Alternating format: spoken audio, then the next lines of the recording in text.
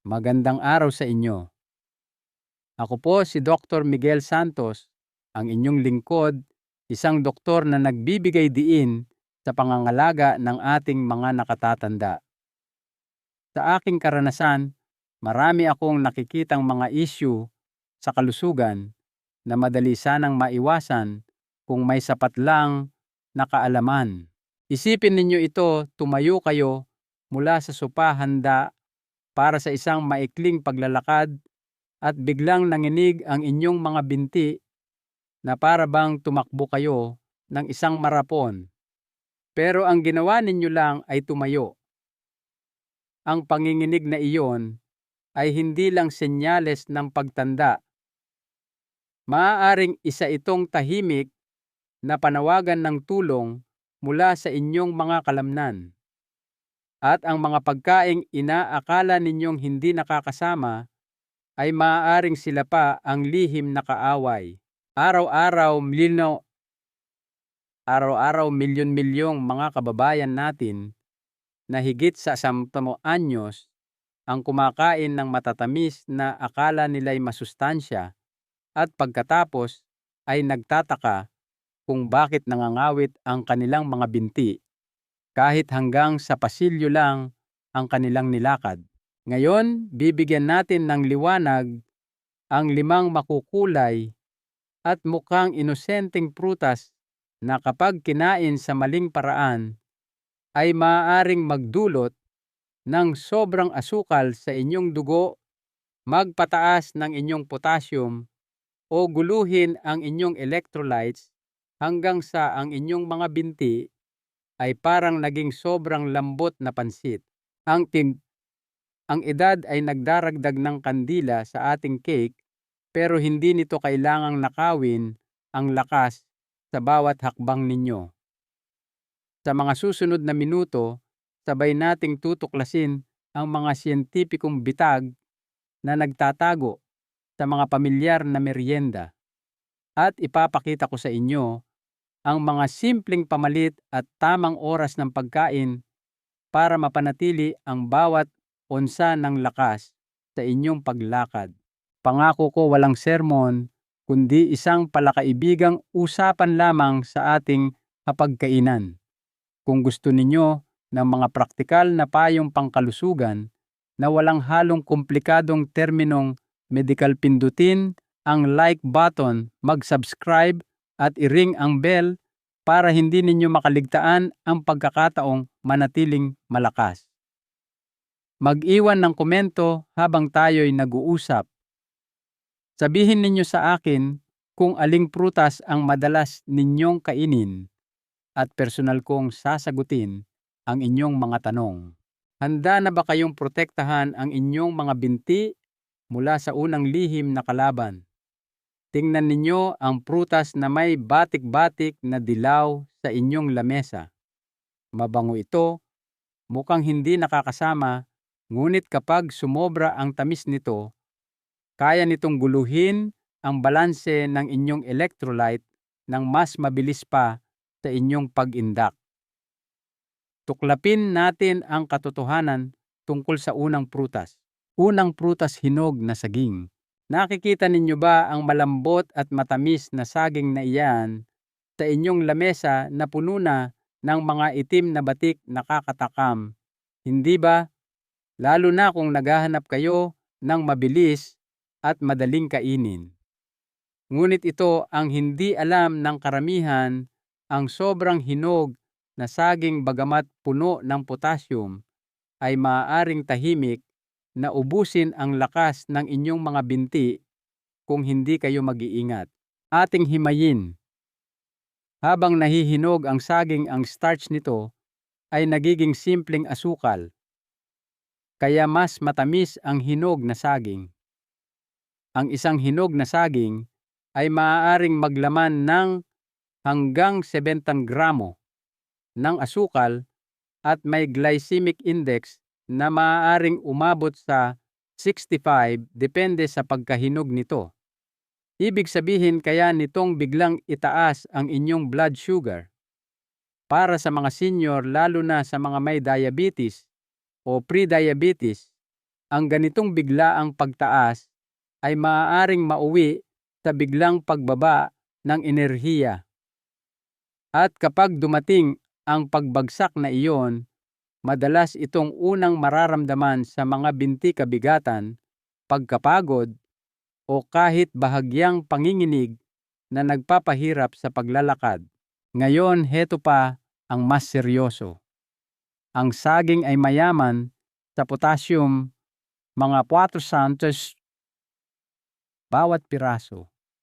Hindi ito problema para sa karamihan ng malulusog na tao.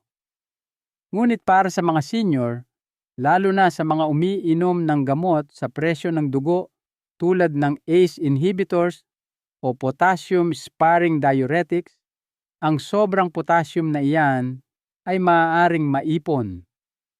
Ang ating mga bato ang nagpoproseso ng potassium at habang tayo ay nagkakaedad, natural na humihina ang paggana nito. Kapag naipon ang potassium sa dugo, isang kondisyon na tinatawag na hyperkalemia, maaari kayong makaramdam ng panghihina ng kalamnan, pamamanhid, at maging irregular na tibok ng puso. At ang panghihinang iyon madalas nagsisimula sa inyong mga binti. Nagbabala ang National Kidney Foundation na ang mga prutas na mataas sa potassium tulad ng saging ay dapat kainin ng may moderasyon, lalo na ng mga taong may mahinang paggana ng bato. Inilista pa nila ang hinog na saging bilang isang prutas na dapat limitahan para sa mga may issue sa bato. Kaya kahit pakiramdam ninyo ay malusog kayo, kung ang inyong mga bato ay unti-unting humihina, ang araw-araw na pagkain ng saging ay maaaring nakakasama sa inyong balanse. At heto pa ang isang karagdagang bagay, ang pagtaas ng asukal mula sa saging na sinusundan ng pagbagsak nito ay maaaring guluhin ang inyong electrolytes, sodium, calcium, magnesium, na lahat ay mahalaga para sa paggalaw ng kalamnan at paggana ng nerbiyos. Kung bigla silang bumaba o magbago ang resulta, ay maaaring bigla ang pulikat panginginig o iyong kakaibang pakiramdam na parang ayaw sumunod ng inyong binti. Kaya ano ang maaari ninyong gawin? Kung mahilig kayo sa saging, huwag mag-alala. Hindi ninyo kailangang tuluyang itigil. Gawin lang ang dalawang maliit na pagbabago. Una, pumili ng saging na dilaw pa na may bahagyang lunti sa dulo. Mas hindi hinog ay nangangahulugang mas mababa ang asukal at mas banayad ang epekto sa inyong blood sugar. Ikalawa, isabay ito sa pagkain na may protina o healthy fat tulad ng isang kutsarang peanut butter o isang dakok ng mani. Pinapabagal nito ang paglabas ng asukal at binibigyan ang inyong mga kalamnan ng enerhiyang talagang kailangan nila. Ang totoo, hindi masama ang saging. Ang paraan at oras ng pagkain ninyo ang nagdudulot ng pagkakaiba, lalo na pagkatapos ng edad 60. Kapag tinrato ninyo ang inyong katawan bilang isang matalinong makina, kahit ang mga simpleng prutas tulad ng saging ay maaaring maging kakampi sa halip na hadlang. Sige, ngayong natuklap na natin ang katotohanan sa likod ng saging, tingnan naman natin ang isang prutas na may korona, nangangako ng kasariwaan, ngunit maaaring tahimik na nagpapalala ng pamamaga sa inyong mga kasukasuan at nagpapagulo sa inyong asukal. Ikalawang prutas, pinya. Pinya. Makataas ginintuan at puno ng lasang tropikal. Ito ang uri ng prutas na parang isang munting bakasyon sa inyong bibig, matamis, maasim, at nakakapresko. Ngunit para sa ating mga lampas, lalo na kung naninigas na o pagod ang inyong mga binti, ang pinya ay maaaring mas nakakasama kaysa nakabubuti. At nagsisimula ang lahat sa ginagawa nito sa loob ng inyong katawan sa sandaling kainin ninyo ito. Una, pag-usapan natin ang asukal. Ang isang tasa ng sariwang hiwa ng pinya ay naglalaman ng mga 16 na gramo ng asukal at 21 gramo ng carbs. Hindi ito mukhang sobra sa simula hanggang sa malaman ninyong ang pinya ay may glycemic index na nasa pagitan ng 59 at 66 depende sa pagkahinog. Inilalagay nito ang pinya sa moderate hanggang high range. Ibig sabihin, kaya nitong itaas ang inyong blood sugar ng medyo mabilis. At kapag ang inyong blood sugar ay parang roller coaster na pataas-baba, bumabagsak din ang inyong enerhiya. Para sa mga senior, ang mga pagbagsak na iyon ay madalas na lumalabas sa mga binti pakiramdam na mabigat nanginginig o hindi kasing tatag tulad ng 10 minuto na ang nakalipas. Ngayon, idagdag natin ang nakatagong layer pamamaga. Ang pinya ay naglalaman ng isang enzyme na tinatawag na bromelain na sabi ng iba ay nakakatulong sa pamamaga. Totoo iyan sa ilang anyo at dosis, ngunit heto ang kabalintunaan para sa ilang tao, lalo na sa mga may sensitibong tiyan o malalang problema sa kasukasuan. Ang bromelain ay maaaring makairita sa bituka, mag-trigger ng banayad na allergic reactions, o lalo pang magpalala ng pamamaga, lalo na kung sobra ang kinain. Kung nakakain na kayo ng sobrang pinya at naramdaman ninyo ang kakaibang paghapdi sa bibig o lalamunan, iyon ay dahil sa bromelain. Isipin ninyo kung ano ang maaaring ginagawa nito sa inyong mga kasukasuan o nerbiyos, lalo na kung meron na kayong arthritis, pananakit ng nerbiyos o pamamaga sa inyong mga tuhod o paa. Hindi pa diyan nagtatapos.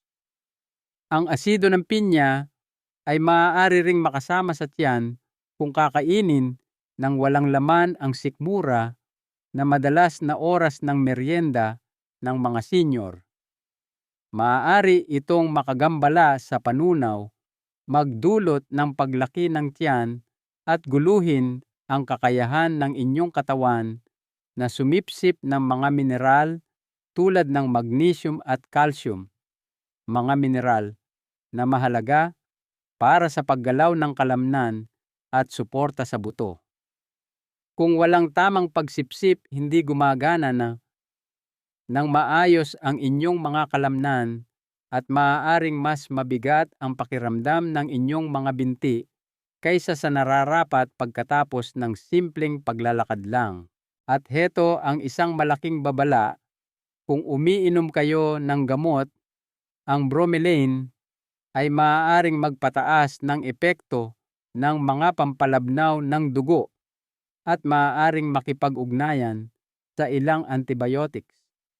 Kung umiinom kayo ng warfarin o aspirin araw-araw at kumain kayo ng isang mangkok ng pinya sa pag-aakalang ito'y masustansya, maaaring pinapataas ninyo ang panganib ng pasa o panlalambot ng kalamnan, lalo na sa ibabang bahagi ng katawan kung saan mas mabagal na ang sirkulasyon dahil sa edad. Kaya ano ang maaari ninyong gawin? Una, kung mahilig kayo sa pinya, piliin ang sariwa, hindi ang delata na madalas ay puno ng idinagdag na asukal. Ikalawa, limitahan ang inyong porsyon, ilang hiwa lang at laging isabay sa pagkain, hindi nag-iisa. At panghuli, bigyang pansin ang mga senyales ng inyong katawan. Kung mas naninigas ang inyong mga kasukasuan o mas madalas kayong pulikatin pagkatapos kumain ng pinya, Hindi iyon imahinasyon ninyo. Maaaring panahon na para pumili ng mga prutas na may mas kaunting asukal at asido tulad ng blueberries o kiwi na mas banayad sa inyong mga kalamnan at blood sugar.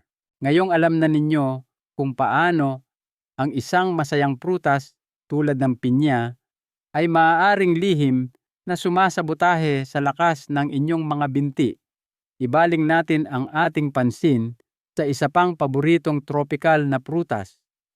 Ito'y makinis, makulay, at puno ng lasa, ngunit ang karga nitong asukal ay maaaring tumama sa inyong katawan na parang rumaragasang tren. Oo, oras na para pag-usapan natin ang ikatlong prutas mangga, mangga. Ang pangalan pa lang ay nagpapaalala na ng mga maaraw na hapon, makatas na hiwa, at ang mayamang ginintuang kulay na parang sikat ng araw sa inyong plato. Para sa marami ito ang sukdulang tropikal na pagkain. Ngunit kapag kayo ay higit sa 600 at nahihirapan sa enerhiya, pamamaga o lakas ng binti, ang mangga na iyan ay maaaring tahimik na nagpapalala ng sitwasyon.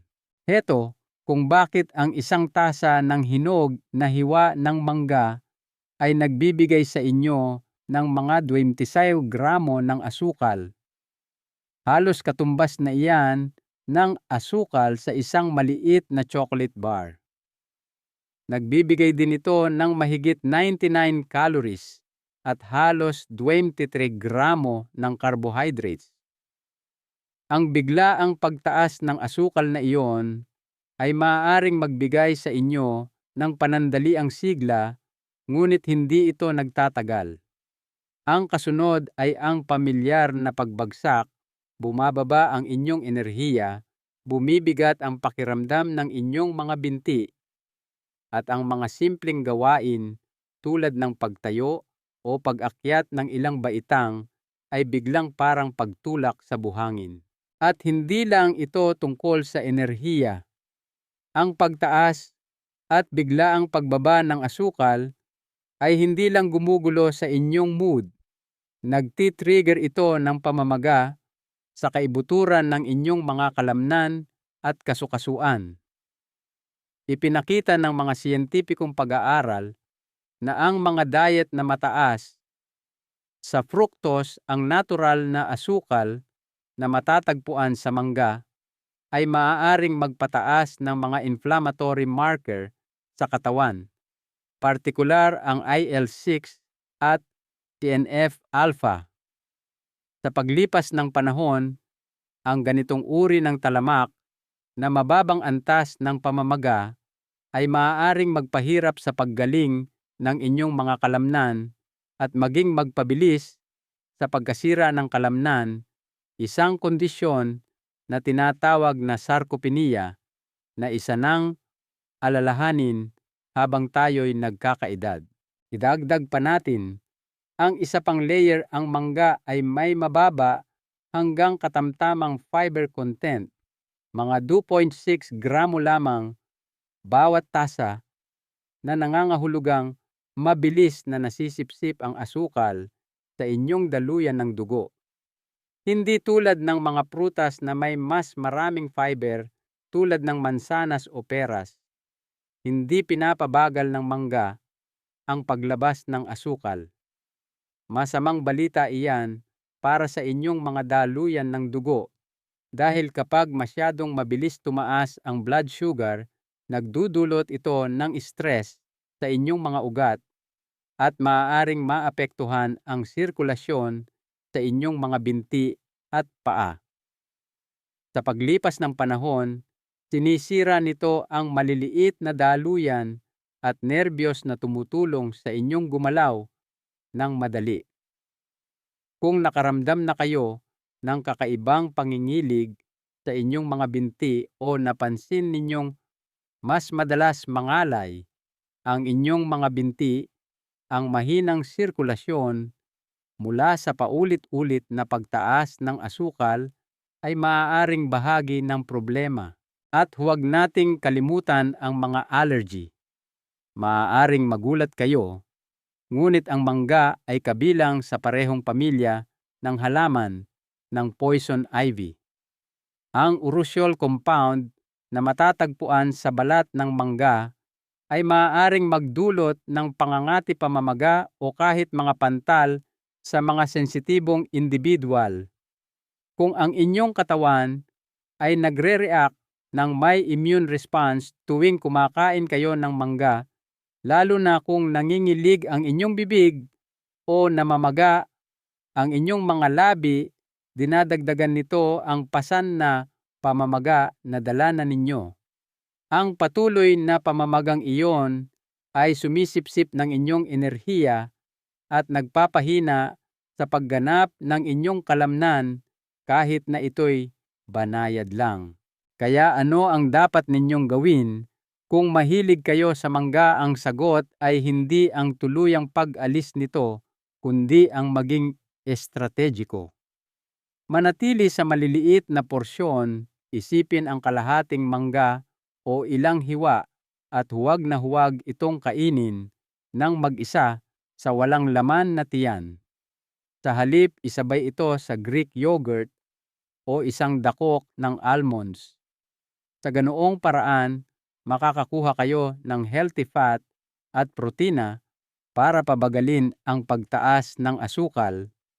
At kung napansin ninyo ang anumang iritasyon sa balat o pagkapagod pagkatapos kumain ng mangga, marahil ay sulit na pag-isipan at obserbahan kung ano ang sinasabi ng inyong katawan. Ngayon, mula sa mangga, lumipat tayo sa isa pang prutas na mukhang matamis at inosente, ngunit naiugnay sa ilang nakakagulat na epekto sa mga nakatatanda, lalo na kapag kinain sa walang laman na tiyan. Pag-usapan natin ang ika-4 na prutas, lychee. Maliit, mabango, at napakatamis. Makikita ninyo ito sa mga fruit salad dessert at kung minsan ay direkta mula sa lata na may matamis na sirup. Madalas itong ituring bilang isang magaan at nakakapreskong pagkain. Ngunit para sa mga nakatatanda, lalo na sa mga nakakaranas ng pagbabago sa blood sugar o panghihina ng kalamnan, ang lychee ay maaaring maging isang mapanganib na maliit na prutas na nagtatago sa likod ng isang matamis na ngiti. Heto kung bakit. Ang lychee ay puno ng mabilis mag-epektong asukal, mga 29 gramo ng asukal bawat tasa, ngunit halos 2.5 gramo lang ng fiber. Ibig sabihin, kapag kinain ninyo ito, ang asukal ay halos agad-agad na dumadaloy sa inyong sistema. Kung kakainin ninyo ito ng mag-isa, lalo na sa hapon o sa walang laman na tiyan, maaari kayong makaranas ng biglaang pagbagsak ng blood sugar sa loob ng ilang oras. At kapag nangyari ang pagbagsak na iyon, malakas ang tama nito na nagiiwan sa inyong mga binti na nanginginig, ubos ang enerhiya at malabo ang isip. Ngunit may higit pa sa kuwento. Ang lychee ay hindi lang tungkol sa asukal. Naglalaman ito ng isang natural na lason na tinatawag na MCPG, methylene cyclopropyl glycine, isang compound na humaharang sa kakayahan ng katawan na gumawa ng glucose kapag kinakailangan, lalo na kapag mababa na ang inyong blood sugar. Sa mga malalang kaso, ito ay humantong sa mapanganib na hypoglycemia. Maraming mga medikal na ulat mula sa India at Southeast Asia ang nagdokumento ng mga pagsiklab ng lychee-induced hypoglycemic encephalopathy, kung saan ang mga batang kulang sa nutrisyon na kumain ng lychee nang walang sapat na pagkain ay nagkaroon ng seizure o nahimatay dahil sa napakababang blood sugar. At bagamat ang mga kasong ito ay kinasasangkutan ng mga bata, ang parehong panganib ay angkop sa mga nakatatanda na lumalaktaw sa pagkain o kumakain ng kaunti at pagkatapos ay nagmemeryenda ng lychee. Ang inyong atay ay hindi na tumutugon ng kasing bilis ng dati at ang inyong mga kalamnan ay hindi na nag-iimbak ng gaanong karaming glucose kaya't mas kaunti ang reserba ng inyong katawan kapag bumaba ang blood sugar.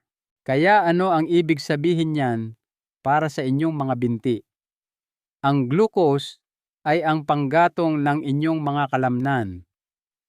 Kapag bumagsak ang antas nito, kasama ring bumabagsak ang koordinasyon at lakas ng inyong mga kalamnan.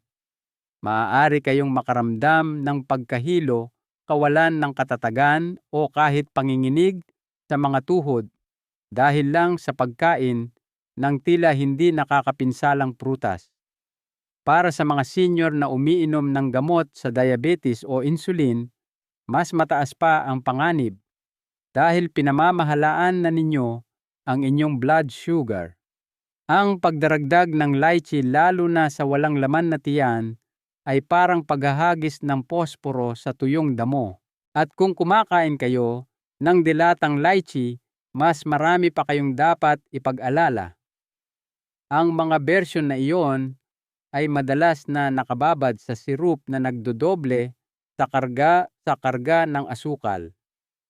Ang isang maliit na lata ay maaaring maglaman ng higit sa 40 gramo ng asukal, halos ang inyong buong inirerekomendang dami para sa isang araw. Hindi iyan merienda, iyan ay isang metabolic shock. Sa paglipas ng panahon, ang madalas na pagtama ng asukal na tulad niyan ay nag-aambag sa pamamaga, mahinang sirkulasyon, at mas mahinang paggana ng binti. Ang inyong mga binti at hita ay nakasalalay sa matatag na daloy ng dugo at enerhiya upang mapanatili kayong balanse at mobile. Kung madalas ninyo itong babahain ng asukal, mawawala ang kanilang lakas. Ngayon, heto ang magandang balita. Hindi ninyo kailangang tuluyang iwanan ang lychee, ngunit kailangan ninyong maging matalino tungkol dito. Kung talagang gusto ninyo ito, kumain lamang ng ilang piraso bilang dessert, hindi bilang isang hiwalay na merienda. At laging isabay ito sa isang tamang pagkain, isang bagay na may protina at complex carbs upang may safety net ang inyong katawan. Kung nakaramdam na kayo ng pagkahilo o biglang panghihina ng mga binti pagkatapos kumain ng prutas, lalo na ng mga tropical tulad ng lychee, iyon ay senyales na humihingi ng tulong ang inyong katawan. Lumipat na tayo sa isa na tila napakaliit at inosente na marahil ay hindi ninyo kailanman paghihinalaan. Ngunit sa likod ng kulubot nitong balat ay nagtatago ng mas maraming asukal at potassium kaysa sa maaaring handa ang inyong katawan. Pag-usapan natin ang ika-5 prutas pasas. Maliit sila, makunat, at tinawag na kendi ng kalikasan sa isang magandang dahilan. Ang pasas, ang mga matatamis na kulubot na kagat ng pinatuyong ubas, ay nasa mga trail mix cereal bowl at maging sa inihurnong paborito ninyong cookies. Ngunit para sa ating mga lampas, lalo na kung naramdaman na ninyong pumulikat, mamaga o manghina ang inyong mga binti. Pagkatapos ng merienda, ang pasas ay maaaring hindi kasing inosente ng inaakala ninyo. Magsimula tayo sa kwento ng asukal. Dahil ang pasas ay pinatuyo na wala ang lahat ng tubig, ngunit ang asukal ito ay puro. Sa isang maliit na dakok lamang mga 1/4 tasa, makakakuha kayo ng halos 28 hanggang 30 gramo ng asukal. Halos katumbas na iyan ng isang lata ng soda. At maaaring kinakain ninyo ito sa pag-aakalang ito'y isang masustansyang merienda. Ngunit heto ang nakakagulat, ang pasas ay may mataas ding glycemic load na nangangahulugang tumatama ito sa inyong daluyan ng dugo na parang isang bombang asukal. Ang biglaang pagtaas na iyon ay maaaring maging sanhi ng mabilis na pagtaas ng inyong blood sugar at kasing bilis din nitong babagsak. At kapag bumagsak ito, sinisipsip nito ang enerhiya mula sa inyong mga kalamnan, lalo na sa inyong mga binti, dahil sila ang nagdadala sa buong katawan ninyo. Diyan ninyo mararamdaman ang panginginig pagkatapos ng merienda, ang mabagal at mabigat na paglakad o ang kakaibang panghihina sa inyong mga hita. Ngunit may isa pang kabalintunaan na hindi naririnig ng karamihan, sobrang potassium. Maraming tao ang nakakaalam na may potassium ang saging, ngunit alam ba ninyo na halos 3 beses na mas marami ang potassium sa pasas bawat tasa? Tama po, ang isang tasa ng pasas na walang buto ay naglalaman ng hanggang 1/200 mg ng potassium. At kung ang inyong mga bato ay hindi na gumagana ng kasing epektibo tulad ng dati na karaniwan, habang tayo'y nagkakaedad, ang potassium na iyon ay maaaring maipon sa inyong dugo. Ang National Kidney Foundation ay aktwal na naglista sa pasas bilang isang pagkain na mataas sa potassium na dapat iwasan o mahigpit na limitahan ng mga taong may talamak na sakit sa bato o umiinom ng gamot sa presyon ng dugo. Kaya kung umiinom kayo ng ACE inhibitors, spironolactone o may anumang alalahanin sa bato, ang isang mangkok ng masustansyang pasas ay maaaring mas nakakasama pa kaysa nakabubuti. Huwag din nating kalimutan ang calories.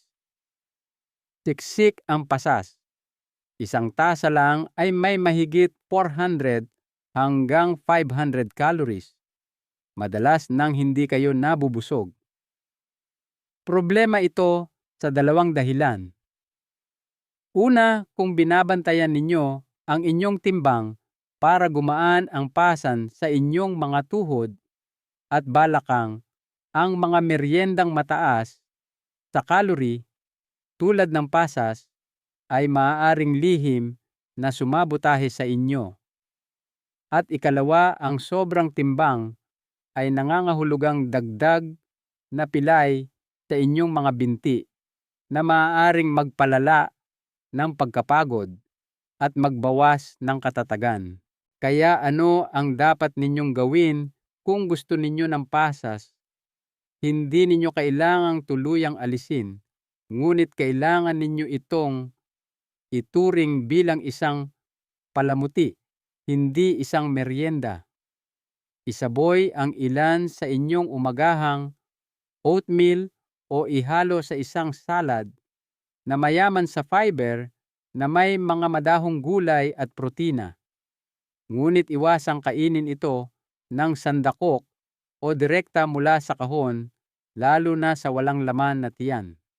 Gayun din manatiling hydrated. Ang pasas ay natural na dehydrated at ang pagkain ng marami nito ng walang sapat na likido ay maaaring mag-iwan sa inyong mga kalamnan na uhaw sa electrolytes. Diyan pinakamatinding tumatama ang pulikat karaniwan sa inyong mga binti o paa sa gabi kung kailan sinusubukan ninyong matulog. Ngayong nakita na ninyo kung paano ang 5 karaniwang prutas, kahit ang mga may tatak na masustansya, ay maaaring tahimik na mag-alis ng lakas ng inyong mga binti.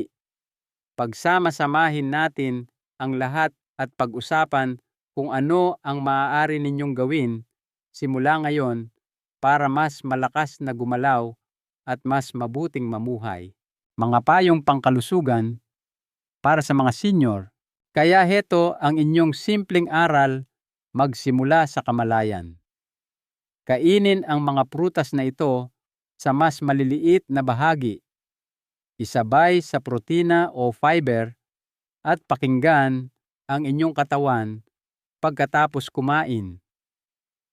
Kung mas bumibigat ang pakiramdam ng inyong mga binti, kung bumabagsak ang inyong enerhiya, kung napapansin ninyong mas madalas kayong pulikatin, iyon ay mga senyales.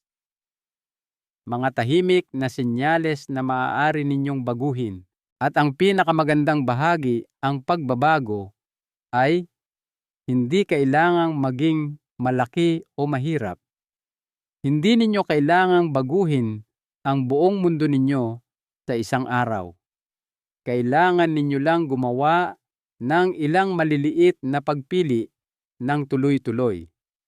Marahil ito ay ang pagpili ng kalahating saging sa halip na isang buo. Marahil ito ay ang pagpapalit ng pasas sa sariwang blueberries. O marahil ito ay ang pag-alam lang kung ano ang mas gumagana para sa inyo ngayon kaysa kahapon. Iyon pa lang ay makapangyarihan na. Isang mahalagang aral at paanyaya ang sinapak. Ang pinakamahalagang aral na maiiwan ko sa inyo ngayon ay ito: ang tunay na pangangalaga sa sarili, lalo na sa ating pagtanda, ay hindi tungkol sa pag-aalis ng lahat ng ating kinagigiliwan. Ito ay tungkol sa pagkakaroon ng karunungan na malaman kung paano at kailan natin dapat tangkilikin ang mga ito. Ang inyong katawan ay isang tapat na kaibigan. Nakikipag-usap ito sa inyo sa pamamagitan ng mga senyales tulad ng pangangalay at panghihina. Ang ating tungkulin ay matutong makinig. Kung ang usapan nating ito ay nagbigay sa inyo ng kalinawan o nakatulong sa inyong makita ang isang bagay na hindi ninyo napapansin noon, mag-iwan po kayo ng komento sa ibaba. Ikwento ninyo sa akin kung alin sa mga prutas na ito ang pinakagulat sa inyo. Binabasa ko po ang bawat mensahe at gustong-gusto kong marinig ang inyong kwento.